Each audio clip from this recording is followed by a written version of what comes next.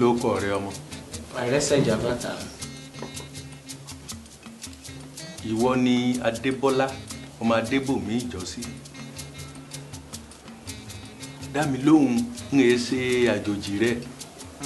Bẹ́ẹ̀ ni bàbá, àmọ́ bàbá àgbà náà ò gbọ́dọ̀ sọ fẹ́ni kankan. O ò sì gbọ́dọ̀ sọ fún ẹ̀dá Ọlọ́run kankan. Máa sọ fáwọn èèyàn pé àjòjì ni ọ́n lẹ̀ yìí, Ifá ló wá kọ́ lọ́dọ̀ mi. O gbọ́? Ọwọ́ bàbá.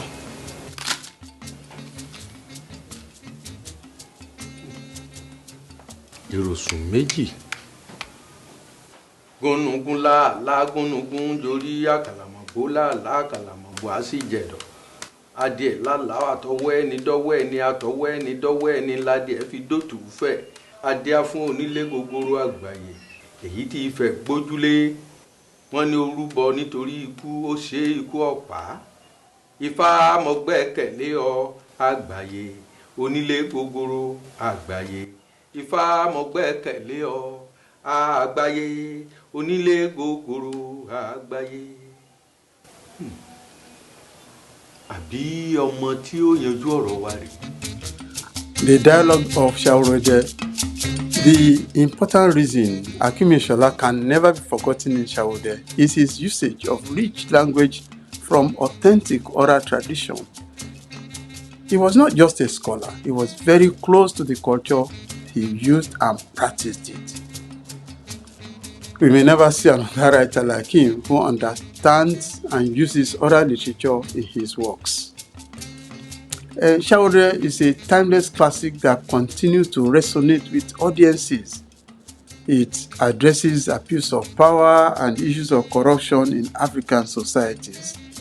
The film showcases the cultural heritage of the Yoruba people through traditional poetry, even its dialogues, language, dance, and music.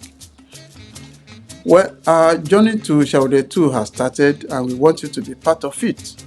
There'll be regular updates and quizzes. Your suggestions and comments will be welcome. Quiz number 1. Will Arise Jabata be crowned the new Onijogbo? The boy is a young prince, but he already possesses the wisdom of the elders. Oyè tẹ́ bá mi sọ. Mo ti jáwọ́ ńbẹ̀. Mo fẹ́ lọ máa kàwé mi. Nítorí mo ṣàkíyèsí pé lóde òní yìí, béèyàn ò bá kàwé dáadáa, ọwọ́ rẹ̀ ò lè ti kú da kọ́kọ́. Dépò pé yóò máa bèrè ikú tó pa bàbá ẹ̀ lọ́la. Mo fẹ́ lọ ilé ẹ̀kọ́ gíga, mo fẹ́ lọ kàwé sí. Káre, ó dáa fún ọ. Káre. Àtàrí àjànàkú mà lóye Oníjogbo.